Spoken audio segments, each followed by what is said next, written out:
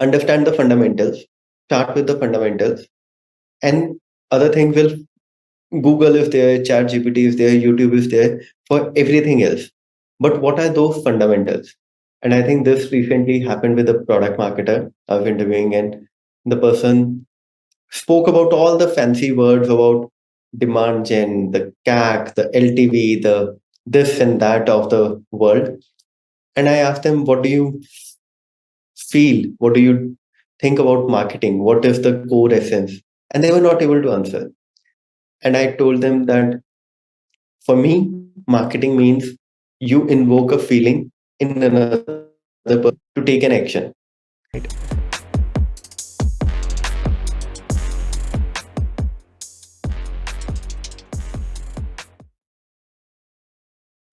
Welcome back to yet another edition of our podcast series. Today we have with us Prashant Mahajan, who is the founder of Zida.io. I will quickly jump into more about Prashant, but before that, thank you so much for being with us, Prashant. Good to see you here today. Thanks a lot, Suhas, for having me here. It's always an honor to be participate with product folks. A huge fan of the community, and I think one of the most active community. I look forward to. Awesome. Thanks so much, Prashant. Today's discussion is going to be slightly interesting, mostly because we are going to be covering insights into Zida, into Prashant's very, very interesting professional history, but also we will be gathering some interesting know-hows into how Prashant balances his founder life with his personal, and some tips and tricks that I'm sure is going to help all of y'all tuning in.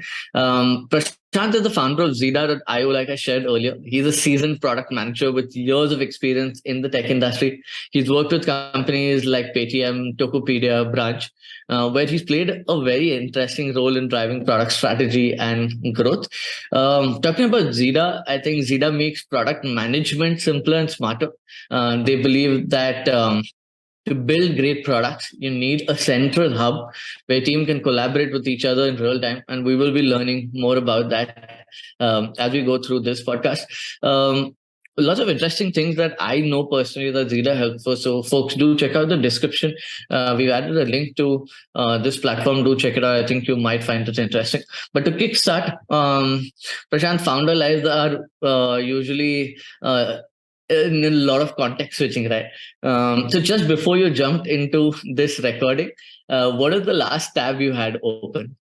Oh, interesting. It was an Excel sheet. Okay, nice. I think yeah, Which half a life. covered the marketing expenses of this quarter. Yeah. Oh, nice. How many ever tools come out there? All the fancy tools. I think Excel and Google Sheets still lie at the heart of founder lives and product managers, right? I totally agree. As much as I want to replace uh, Excel for product managers, I think someone would be working on building a tool to replace Excel for founders too. True, true. That takes me to what you are building, and I'll get right to it, right? We know you've been working on Jira for quite some time now. It's been a couple of months, more than a year, I know, but very, very deep for the last couple of months. Quick question: do you use Jira to build Jira? Yes, we do. Actually, earlier we were not. Earlier we were, when we started, obviously there was no platform to manage product. So we started with Excel sheet and Jira. And as soon as the beta or MVP was ready, I made it mandatory that no other tool will be used. And that has, dog fooding is something which has helped us out in making product management simpler and smarter at Zeta. And given you come from a product management background, there will be often times where your instincts on what direction the product needs to be taken, that probably overdrives the usage with versus what you might be getting from customer feedback, right? So how do you balance between the two, given you also have deep expertise, deep knowledge on this space? Yeah, so I'll say it's very hard to remove your biases as a product manager when you are founder. And because now you are actually the CEO of the company, not just the CEO of the product, you can influence all the decisions in the company. So it becomes even harder to lose that control. But what I have done after launching the MVP was I first we got a product leader in between, but he started another startup, so that was there. But then I asked my co-founder to take care of product, where I just think on the strategy, like before the quarter kicks in, and in between checking in. I don't now get involved in day to day, because if I do, my product management opinion take better control of me, and I'm like, oh, why this? Why not this? And I know that team might be doing a better job than me because they are daily talking to product managers, customers, and so on. So I'm taking more focus on the GTM and business, which is my uncomfortable zone. Meaning, being a product manager, I know how to build a product. I know how to what could be a good product, but GTM is something new for me, and I thought it's better to get uncomfortable with that, uh, and get out of your comfort zone. So now I'm actually not too much involved in the product part. That's a very interesting way to build it. Prashant, they usually say maybe sometimes it's best to focus on your strengths and then get someone else to, Yeah. build out a complementary team with, what they are strong at.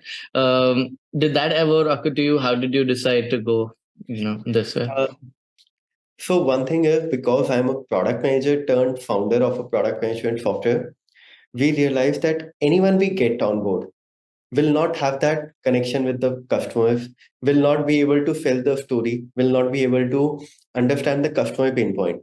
So we did interview, we did try getting people on board, but there was always a gap of that product mindset or the product management shoes. So we have a very smart team. We have like amazing marketers, salespeople, but me being on their side helps to sell it better, market it better, resonate with the customer better, and I'm able to play the ideal bridge between the GTM, the what market wants, and what product should be. And my founder, who have been a developer and product person for 9 years, 10 years, he's able to translate it into a product. So that's an ideal fit. No, fair, fair. Um, do you have do you remember how that first MVP you mentioned about MVP? So that's why I thought of this is do you recollect that do you think about how that first version looked for you?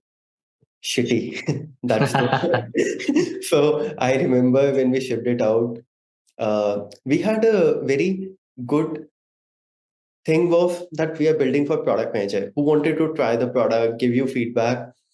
And when we shipped it out, people were positively negative, if I have to say, hey, this is the bug. Hey, this should not be there. And uh, at one point I was like, shit, how can I do this as a product manager with who have shipped out so many products? How can I mess this up? But the balance between speed and quality, we we did mistakes and we shipped out a MVP, which even though wasn't very good, and but we were able to close our first potential customer. We closed our first customer. We were able to also get direction. Okay, this is what we shipped. Now where we should go from here. But I'll say very shitty, but helpful. Uh, in the retro, would you have done things differently? Would you have done anything like would it have been so scrappy? Would you have gone ahead and maybe how would you balance speed versus perfection I in think the MVP stage? I think when you have to build a central hub for product managers, we went with the direction of 80/20. Like we'll have like multiple things which product manager do in their journey. In that, the mistake which we did was we were not able to build the depth.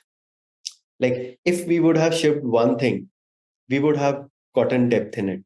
But we shipped multiple things which lacked the depth, because the original idea was more like a Canva, free flowing Canva, but for product managers. Like you could tag your user research, tag your roadmap, release notes, and so on, and all of them should be interconnected.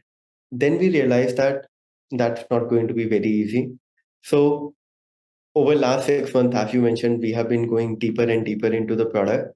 And now we are at a stage. So we started horizontal, then we went vertical. But a lot of if I have to go back, and even Binny Bansal from Flipkart gave me this advice: narrow down and go deeper in one. We kind of did that mistake, but now in last 6 months we have been going vertical like this, and now we are on par with product which have been 10 years into the market or so on, and we have moved people from away from those tools to our platform because we have the right depth and the uh, breadth. So that is something which we did mistake. Very interesting. Prashant, and rightly said, I think that is also one of the product management tenets that we see, right? Okay, go slightly deep into one or two things, become very strong and then go a little more horizontal. But that brings me to my next question. In a market where there have been competitors, maybe some like you mentioned, for over a decade, in under 2 years, I think you've been able to give them some significant at least a run for their money, right? In terms of, now they need to start thinking about a couple of things where someone from the Far East is coming in, trying to get into the same market and building fast, right? So in this case, how do you balance between the speed in terms of growth, right? Okay, now I need to go and capture a market where it's already slightly solidified. What are some two, three different things, like you mentioned? Okay, hey, now we're starting to verticalize some product lines, go deeper into some. So how do you really choose, number one, where you want to go deeper and create that differentiation to get into a market where it is, solid competition and capture some amount of market share from it? So these 2 points. I think we solved these two together. What we did was, from all the people who customers who were using these tools and software, we reached out to them and asked them where the gap is, where they're unhappy. We made a huge list that, okay, where these so-called product management platforms are failing. We figured out adoption is a challenge.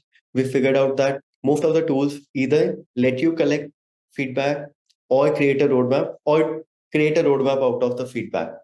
But that's not actually what product leaders want. So in my last 3 months, I would have talked to 200 CPOs, and I'm talking about CPOs and VPs of product, and of great companies like Typeform, Build.com, Outreach, Outplay, Twilio, Adobe, etc. Because if the players which exist in the market would have been successful in solving it, we would have heard their name, like how you have Salesforce, how you have HubSpot, how you have Jira, how you have GitHub, how you have Figma. But we don't hear the name like this in product management. It's still open space. Uh, and I was like, what is that gap? And now we have been able to identify that gap, that what is that? We have been able to solve the gaps which people were facing in these tools. And I think to your question, talking to the users, talking to ICP, spending time in researching that what is the gap, because we built a platform which competes with them. And now we wanted to build a differentiator. So now, if people go out and look for a solution, they can find everything which other platform offer, and they can see a differentiator. So that is our advantage. And being a, one point you mentioned, balance between speed and growth, that is our uh, strength or superpower, because what we could ship in 2 months, or let's say 2 weeks, other softwares or tools would take a sprint, a quarter, or a 6 months to plan it out and a 6 months to ship it out. But we were able to ship quickly because we don't have that much legacy issues. Very interesting. Very interesting. And how easy has that been? Like you mentioned, you've spoken to so many, senior product people. Do they come with certain biases? Have they been? How easy is it to switch out of these tools? So it's very tough, but the value, what value do you provide? So as long as you're able to provide the value, provide the support, provide the assistance in migration, which we do. Anyone who wants to migrate out of product board, AHA, Canny, anything, we do it. And training and adoption, which is biggest challenge, we do it for them. So reducing the friction and increasing the value. So multiply these two things, lower friction, increasing value, you get your success formula. That is super interesting. And That's brings what me Notion did. That's what Notion did. notion That's that yeah, what they did. Zoom did. So yeah, that's Yeah. how it. Agreed, agreed, agreed. You mentioned two interesting tools, Jira and Salesforce, right? I think product managers hate or love to hate on Jira, but these tools, legacy tools, continue to dominate their market, right? I'd love to hear. You'd love to hear from you from a product point of view. What really explains this widespread adoption? Even when we think that okay, hey, users aren't even liking it, but yet, just like IRCTC, I think they're definitely monopoly, but it is there, right? It still dominates the market. Have you experienced some similar learnings? Definitely. So I think uh, first thing I want to point out is why product managers hate these tools is because these tools are not meant for product managers. If you go back and see, Salesforce was always meant for customer facing teams, which is sales, CSM, business support. Atlassian was started and for developers for a longest period of time, and till 2020 it was for developers. 2022, sorry. Yeah, 2020. Then they launched certain modules for business and product discovery they launched recently. But imagine if your culture is built for 15 years for developers, that mindset and that culture shift doesn't go. And I still believe that we are not going to replace any of these tools, by the way. We are going to partner with these tools because Atlassian does a great job with Jira, and that's their forte. Let them do it. Salesforce does a great job with salespeople. But how do you, product manager, which is in between both of them, juggle between them? So that's where Veda comes in. So, and to your point, adoption. Why these tools have so much adoption? One is right timing. Like these tools have been there when the whole agile shift happened, Jira came. When the whole database went to cloud, Salesforce came. Right place, right time. Second, they have built an ecosystem where it's very tough to get out. So that's these are two major things. Yeah. How are you building some of these inflection points into Zeta? Like, for example, you mentioned they came out at the right time. Is this the right time to win for Yeah, Zeta yeah. then?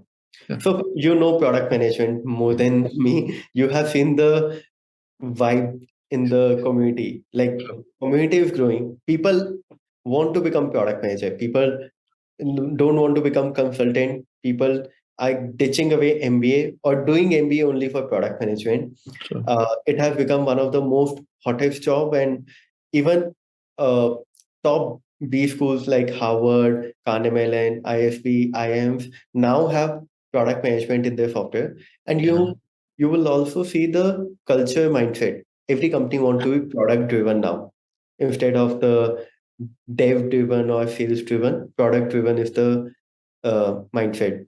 So I think we are where design was 20 years back, or in product management we are there 15 years easily. Very nice. No, I'm waiting for that one day when we go down to these colleges, right? And a part of their curriculum might be like, okay, hey, product management, but using, Zeta somewhere a part of their curriculum, right? I'm sure that's going to happen. It's just a matter of time, We right? already have been talking to few communities who have reached out to, there are a lot of people who are teaching product management, and they have asked the access on the platform for their community. Hopefully we'll have more widespread adoption. That is very interesting. I think it's not something I thought of, but I think once you get it down to that level, again, you'll get a lot of bottoms up user adoption, right? People using it in those, they're going to go tomorrow to companies to work. And that's where you'll be, okay, hey, when someone asks, okay, what tool, automatically you'll see Zeta coming in. I think that's the power of the community. It takes time. But a lot of SaaS tools today, product management are going up for, bottoms up community adoption. And I think, yeah, looking forward to see that wave come in. Steering the conversation a little more into, your journey so far. First thing I'd love to jump a little deeper into is hiring, right? I know you built a fantastic team at Zeta. Being a founder, one of the larger challenges, at least last year, was how you have to build a solid team, especially when there's so much fighting for talent going on. First up, building successful companies means you need to assemble a great team. That is crucial, right? So, in your opinion, what are some of the important qualities that you seek while hiring some of these candidates, given what you've seen so far? I think one thing which I look forward is why. Why Feda? Like, people who have joined Feda, super talented people, and I ask them, why do you want to join a early stage startup which might fail in few months? And I tell them because you can show them the best case scenario, which is every product in the future will be built on Feda. But the worst case scenario is after a few months, the company might not exist or the startup might not exist. So why would you leave a high-paying job, a successful, growth path, and join a smaller startup? And that changes everything. Like you can find people who are looking for a hike, and that's why I'll tell you the secret. A lot of early people in Veda did not take a hike, rather took a pay cut, and because we did not have money, how would we pay? So, Interesting. but there are people who were paid very undervalued in the market. Like a engineer who had like 4 year experience was paid 4 lakh in Bangalore, like which was very less. So when now that person is getting paid 25 lakhs or so within 2 years, because that's what the average salary is for a 5 year experienced person. So we never pay high salaries. We have always paid people whatever the market value. We have not given, never given more than 30% hike, except in this scenario where the person was underpaid. Uh, and that's how we have got 4.9 rating on Glassdoor. I was just going to get to that. In fact, we were talking to some of your colleagues while researching more into this podcast. And one thing a lot of them mentioned was to talk to you around the culture at Zeta, right? They did enjoy it. So if someone was to create a really, and culture today, I feel is a more loosely held term. Everyone says, okay, hey, you should be building a great company culture. But if you were to put three core tenets that have helped you build a company that has a 4.9 rating on Glassdoor slash actually tell, without your prompting, some of your colleagues are sharing that, okay, hey, ask Prashant about the culture. So if you could go a little deeper, I wouldn't ask you, okay, on a generic level on, hey, culture and company, but if you could go a little deeper for early stage founders, them as a TG, if they were to start building a great culture where people enjoy coming to work, where people are open to sharing some of, the goods and the bads, right, both ways. Any tactical tips that you like to share with them? First thing is don't focus on culture too much. That's first tip, which is very weird because if it should not be artificial, and that's what I say to people in Veda that you don't in Veda there's nothing defined as culture, but people are easy to point out this is not our culture. Like so that's how the culture is built because you don't say this is one value which your culture should follow, but culture should be a transparent uh, thread which holds your team together, and everyone should know this is acceptable and this is not acceptable. And if you we tried writing it down and we saw all the employee handbook, culture handbook, all those things, but when we actually went to implementation we realized that we need to just hire really good people and we need to trust them enough and support them enough that they don't do anything wrong. And that's how the culture has been so strong that whenever new people come, they are like, oh, I love this place. This is my company because we don't have anything written down, no rule, nothing. And I'm telling you, we started a office first company in pandemic, and people have stayed in Veda because of yeah. Very nice. And so, to your three things, I'll put is number one, we have been very transparent. Good, bad, everything, people know it. How much money in the bank, who's the investor, who's the customer, what went wrong in this call, what happened, that. Second, respectful collaboration. No one is allowed to shout, abuse, disrespect. And because me, my co-founder, we talk with app, you know, and that's how everyone talks there because they're so respectful to each other and collaboration that goes. And number three is, uh, as I said, I don't micromanage my product, even though I'm a product manager, and neither does my co-founder, neither does anyone. You are given that freedom because we don't do it, no one does it. So people experiment, they do mistakes, but they do great job, and that's what has worked for us. Very interesting.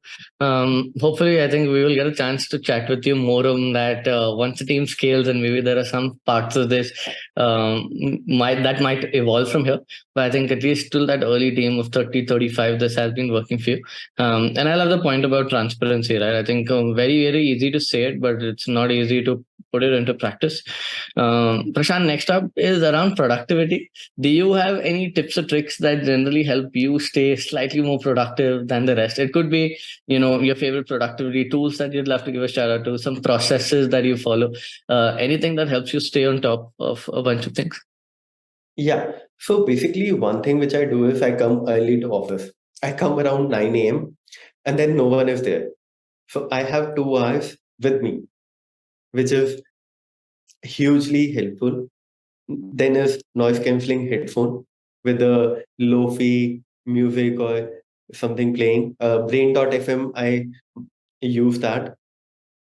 I also, I think one of the tool which I want to shout out is your launcher, which I uh, on Android I used to use. Now I switch my phone, but that was a game changer, and I have recommended a lot. You should put a link for that. Uh, that was there. Along with that, I think uh, one of the I asked this advice to a founder, Farooq Adam from GoFind, that what tool does he use? He said pen paper. So his point was don't optimize on that. So now I just use WhatsApp messages with me to put a reminder to go every day what I thought about it. Because it's the easiest thing on my phone and I'm used to it. So any thought comes, any to do come, any thing come, I just put it there. That's interesting. I think WhatsApp group with yourself as a productivity hack. I'm sure all of us use this. WhatsApp themselves might not have known this when they launched, but yeah, that group with yourself is a game changer. I'll Prashant, actually just tell one more thing. If you don't want to have a group by yourself, you can just put what wa.me/91 and your number, country code and number. It starts chat with yourself. So easier than group. oh, very interesting. Okay, very interesting. I didn't know that. I'll try that out. And I think wa.me/ that number also lets you send messages to anyone without saving the number, right? So that's Yes. also a very interesting one. So folks, do check that out. From productivity, now slightly separate tangent into financial freedom, right? Most podcasts I know tend to stay away from this topic because it's more of a taboo. But in any personal circle, right, with your friends, at colleagues, when you get close to them, I know this topic comes out, right? So whether as a product manager or as an early stage founder, one, Prashant, have you been able to come up with this, magical number for yourself that, hey, I would want to get to this stage, after which at least money will not be the driving factor for some of my professional decisions? Have you been able to come up to one a number like this, to a framework that helps other people think on, hey, how do we achieve a state where they don't have to think about money for work? Yeah, definitely. So before becoming a founder, my number was a bit lower because at that time I'm looking from a do, salary. do you remember what that number was? Would you be open to sharing? I think 10 CR or 1.5 million was the Okay. number. Uh, And for context, you would be staying in India then, and in a metro tier one city with family? no, I would be staying. I don't have a country specifically, but I'll be staying in countryside with good internet connection. So Got it. not Bangalore or Delhi or Mumbai or Singapore, something like that, but more like Northeast India or uh, Thailand or some remote countryside which has good internet connection where I can just be towards greenery and spend time. Now becoming a founder, I have to become more ambitious. The goal hasn't changed that, okay, I'll still do this thing in the end, but now I think I should, because of the equity in the company or anything, I would want to have at least 5 million to $10 million. Uh, and reason for that is earlier I wanted to just do go to a countryside and do maybe a product coaching or something which would like remote work. But now I want to open a school, uh, like how Krishnamurti had a school which is different learning. So I might open that, and for that I need more money. So my ambition changed. Very nice. So, like you said, I think the goal hasn't changed, but the goalposts have become bigger for you now, right? And do you think ambition is something that is ever evolving, or do you think some people are just born a lot more ambitious? How do you start looking at these things? I think there's one thing, your life experiences definitely shape your ambitions. Like if I like coming from middle class family, I know you might be able to relate that we always have a lot of time suppressed our desires, right?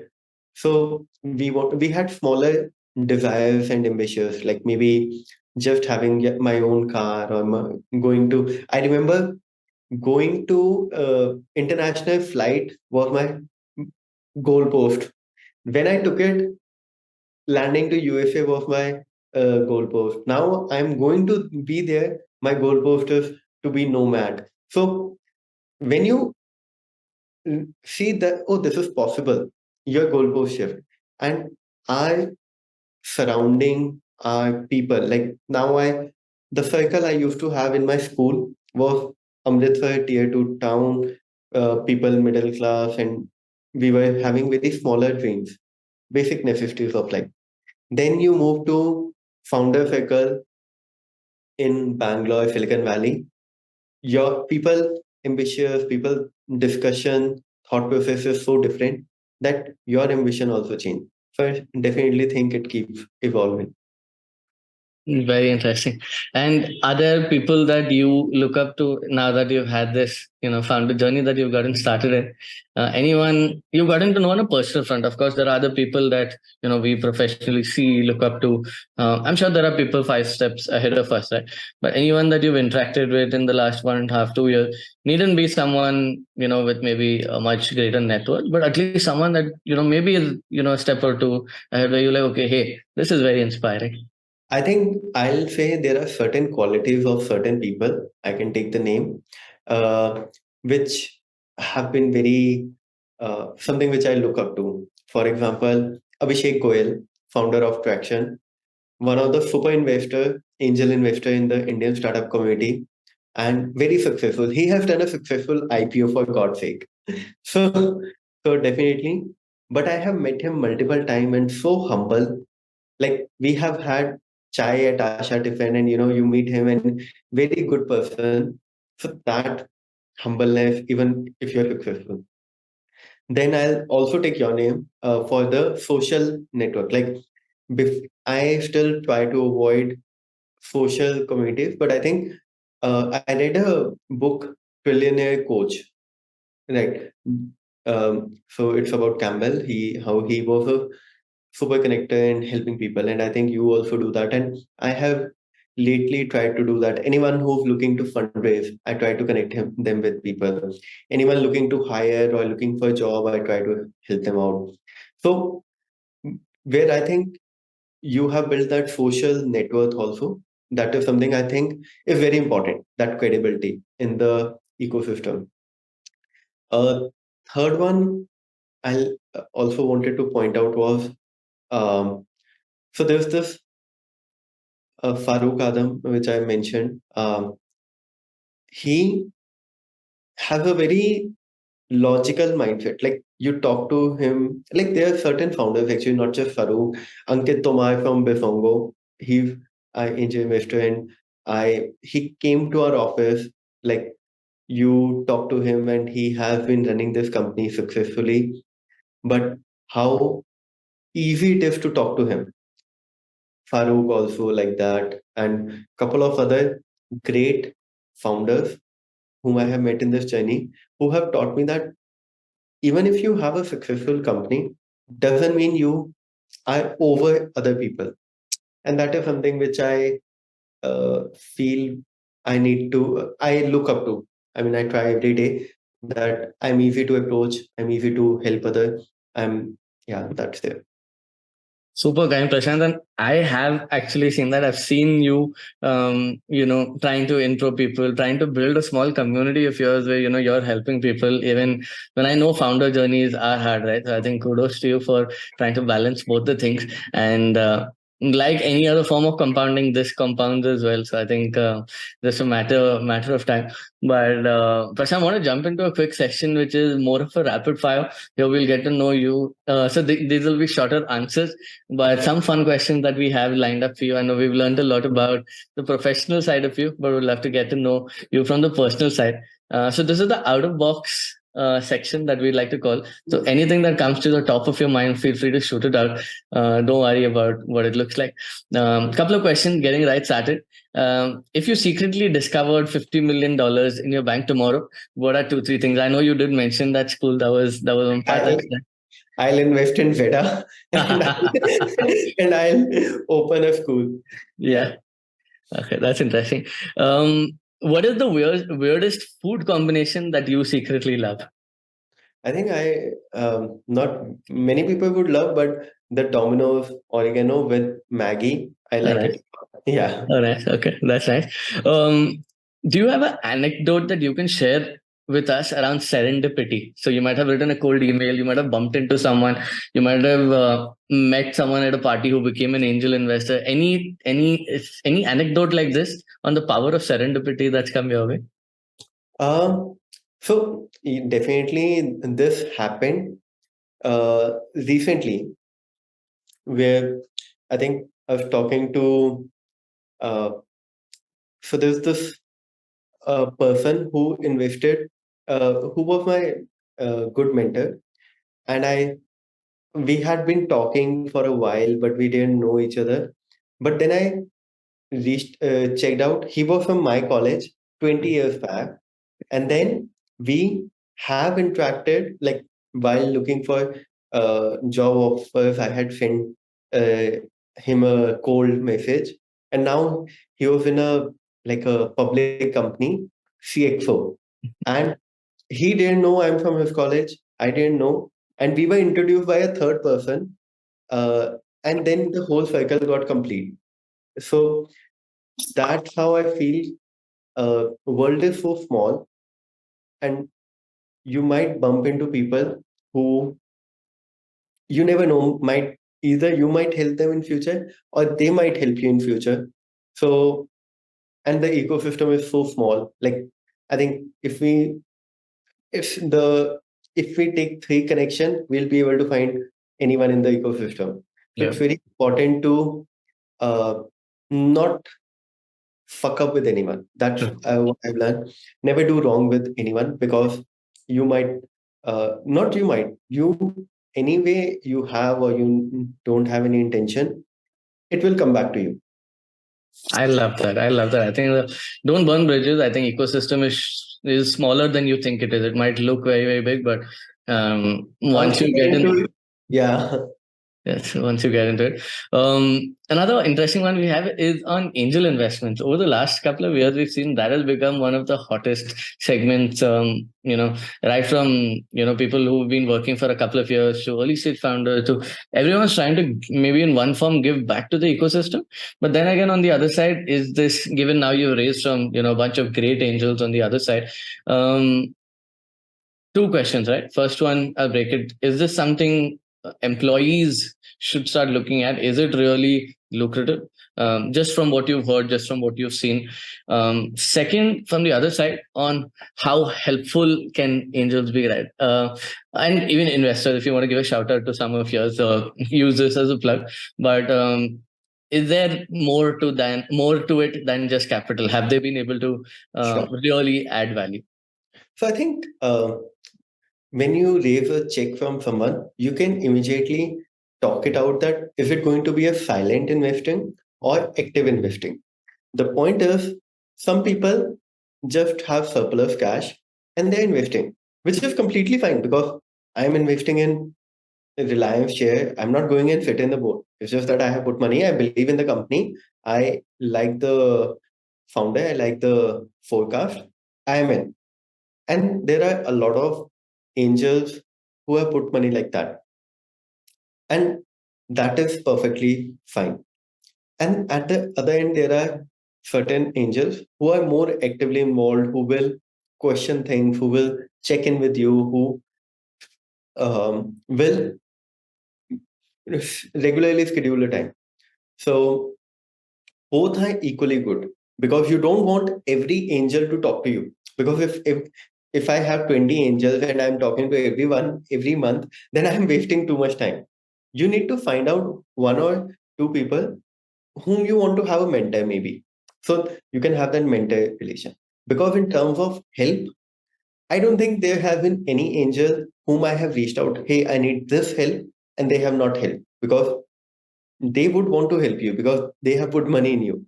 And not just that, they're good people. So I think help is a separate topic where everyone is helpful. But in terms of active and passive, you want both set of angel investor, passive who have network and when needed you can nudge them, active whom you have a relationship and you can cry, laugh, share. So you need to know which one you need when. Yeah. Great points. I think again, I think great points, Neil. And Um, you yeah, also asked that should people be looking at it? I'll say if you understand the risk reward ratio, you should. If you don't because it's not like stock investment, right? So a lot of high risk, high reward, uh, and that's where the thing changes. At the same time, one more point to add to is you should also be where you want to be a passive investor or angel investor. For example, I don't do investment, but I do help out with my time. Yeah, so you should be aware of what you are going to commit. correct. I think a lot more people can get started with that, right? Once you have maybe Yeah. 7, 8 years experience, domain experience, some specific expertise, you can start by helping, then understand, okay, because a lot of these are binary outcomes, right? 90% of your investments can go to zero. You should be comfortable with that. There's a possibility that 5, 10% of it, but can I you know, get to more of it? I know Then, someone who was angel investor in Polygon. oh, wow. So, That first check. yeah, Yeah, that's life changing, right? At yeah, times, something like exactly. that can be life changing. But yeah, I think Prashant, last question on this segment is mental health for founders. I think a lot of people don't chat about this as well. We look at the glorified versions on LinkedIn, on Twitter. Everyone's killing it, right? But the truth, the reality is behind the scenes, founder journeys are not easy, right? People have spoken about it. It's maybe sometimes a little lonely. Maybe there are ups and downs. Today you might think things are going great, and then next week you realize, okay, maybe not so much. So lots of it's an emotional journey as well, but definitely lots of ups and downs. It's not just the ups that we see outside. How has your experience been so far? How do you tackle it when things don't go as per plan or don't go as great, and how do you try coming out of it? So definitely, I'll say founder journey is lonely, and founder journey is full of up and down. Within a day, you might start with a low and end it on a high, and in between you have multiple oscillations, and that makes you a bit normal, meaning you start stop feeling uh, extremities. You start okay, it's okay. Literally, when we raised our latest 2.1 million round, we all we did was just ordered chai samosa for office, and that's it. We had no celebration.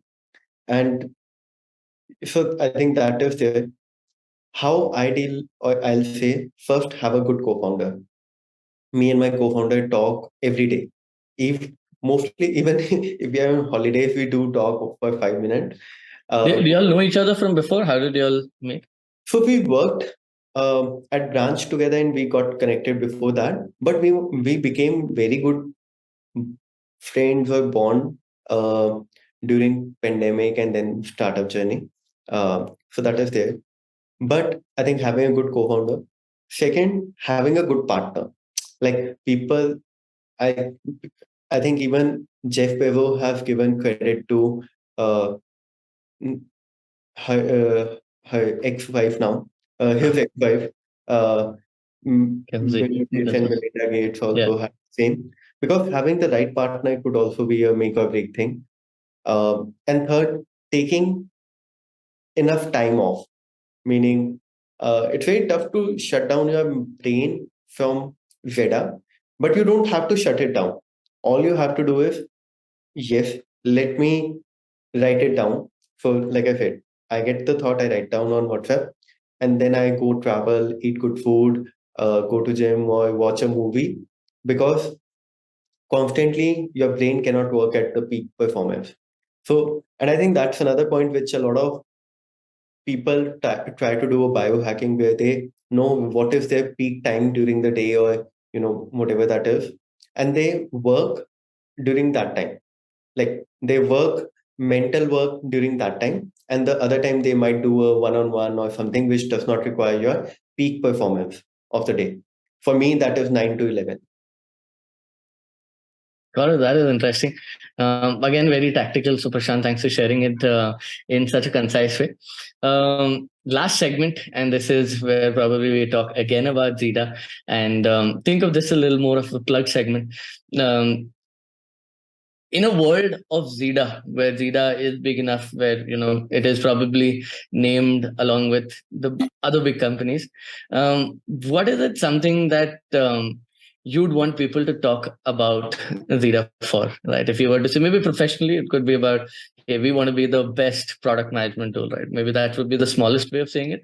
But if you could, help us understand what is it that in the longer term Zeta wants to be standing for on one side, and second, from the employee side, you did mention, okay, hey, culture is something that you benchmarked to a certain extent, but also maybe once you grow into a 200, 500 member team, what is it that you'd want, which direction would you like to see the company grow? Good question. I have thought about it a lot, actually, how we want to build the company. And we want to build a company where, firstly, I'll say, definitely, like you said, uh, Veda to become the best product management platform, but I'll put it in a different way. Uh, uh, so basically, um, let me just put it in a better way. Yes. So the story goes like this, that if tomorrow Elon Musk actually puts people on the Mars, we know the code base will be on GitHub, or most likely GitHub. They would have sold done the marketing using HubSpot or something, and design would have been on Figma. Like 90% chances are that. And I want the product to be managed on Veda. Meaning, if tomorrow you start your company, or anyone watching this podcast uh, start their company, there are few things which come very natural to this. Like, we need a intercom for support. We need Webflow for website. We need HubSpot for CRM and marketing. And we need Jira, GitHub, Figma. And they will say that we need Veda for product management, because a great product needs a great platform to be managed, or software to be managed. And that's where the name should be there. And actually, when people used to ask me, what will be success for you? And I used to say, Today, if I talk about GitHub, what is the first thing comes? Developer. When you talk about designers, Figma. When you talk about, um, let's say, HR, Gusto. And in future, when you talk about product management, Veda will be the name which comes to your mind. And that synonymous or that brand recall I want, that if Veda, then product management. If product management, then Veda. Because that's the ultimate thing. And I think that's how I will define the success of Veda. That is amazing. I think I love that analogy. I'm going to steal that away from you. Have you, on a lighter note, checked how much Zeta.com costs? I know you have .io. I do. I did. We have got, there was some broker who reached out and was like, I was like, sure, but I don't want to put my investors' money right now. When I make profit, I'll buy it. Oh, nice. Oh, nice. I think that is interesting. You found a nice four-letter word. It's not easy in today's. Yeah. I'm sure you would have racked your brains to get around a domain like this, right? And I think it matters a lot. We bought the domain for 10 less than $10, $8. Oh, wow. Not bad. Good find. And we own Veda.blog, design, dev, wiki, uh, almost all those things.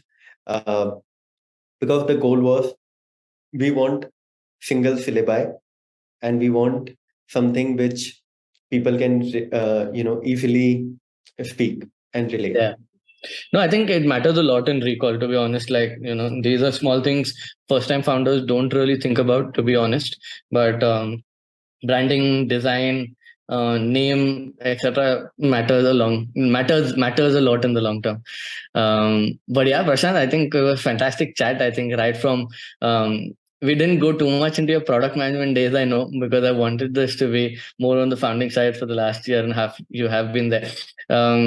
But given that I just touched upon it, it won't be fair for me to leave you without asking that any tips and tricks for early stage founders. I know you've been asked this multiple times. I have been as well. But in one line, is there something? If there are early stage product managers listening in, any tips and tricks for this market 2023?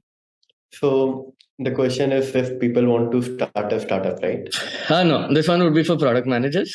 Early stage product managers.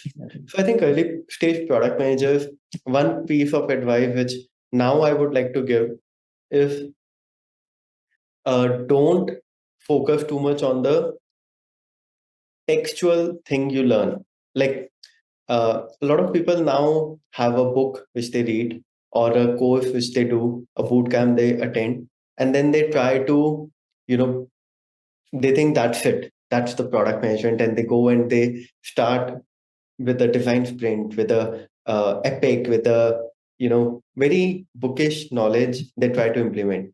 And I'm like, dude, it's okay.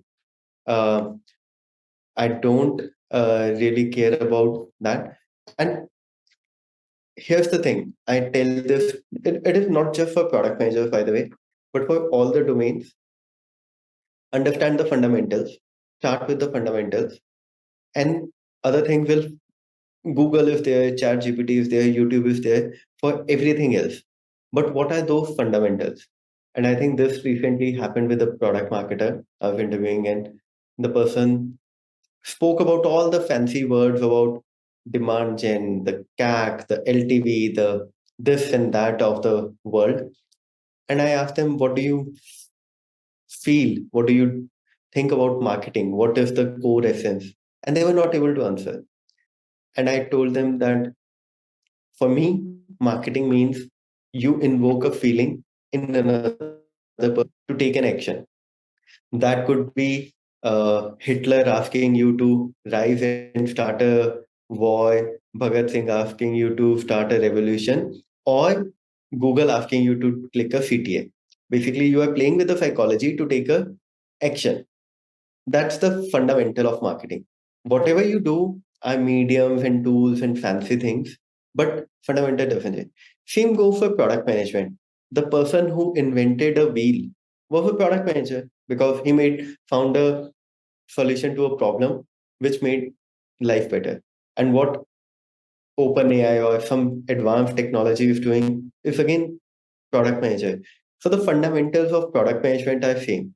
You have to solve a problem which creates value to the customer and achieve the business goal. That's it. But people complicate it too much. And I'm like, don't start me with. I have read all the books. I have read all the Marty Kagans and all the Dan Olsons of the world. But don't start with that. Start with the basics and then improvise your skills with those books. 100% agree. I think in a world where these resources weren't available, I think you had the edge if you did do some of these. And if you did it from a point of just increasing your knowledge, sure, right? But in today's world where there's just too much, right? There's plenty of this. I think that is not a differentiator anymore, right? So that's what you mentioned. Don't start with that. Go a little deeper, figure out, where you can have that real talk, real experience. I think there's one line which I read somewhere and I still love it. The fool did not know it was impossible, so he did it. Uh, that's a very nice one. No baggage, right? No baggage of saying that, Because okay, hey, if you don't know it is possible or not possible, you'll try. And if right. you try, you might succeed. But if you read something and you think that that's possible or not possible, you'll not be able to take a step. Yeah, no, that's an amazing one. Prashant, like always, I think fantastic chat, both from all the advices that you had for early stage founders and product managers to sharing some interesting insights both into your professional life as well as personal. Thanks so much, first of all, for opening up on this pod. Wish you really the best of luck with building out Zida. I think a great journey so far, and lots of compounding to kick in 23 and 24. And I know you're moving to the US, so Yeah. all the best to that. We will also be adding a link in the description to Zira. So folks, do check it out. I think if you're looking, do check out their career board as well. I think some interesting opportunities that they keep posting, and lots of other companies. I think it is at that breakout stage. So don't miss that out. Prashant is also very active across LinkedIn and a little bit on Twitter. So do follow him there. I think some interesting insights that come your way. But yeah, Prashant, thanks once again for being part Thank of you this. for this opportunity. I think one of the best community and one of the community I look forward. And honestly, I wanted to be on this because it feels like a achievement that I did it being on this. So thank you for having me here. Not at all. Thanks so much, Prashant, for being here. And we know for sure we're going to host you again. Hopefully, when Z does 2x, 3x of this and lots more insights that will come our way. But yeah, the community is behind what you're building. And I know lots of them tuning into this will be interested in the product you're building. So even I'm excited to see how this shapes up. Thank you. Thanks, Prashant. See you then.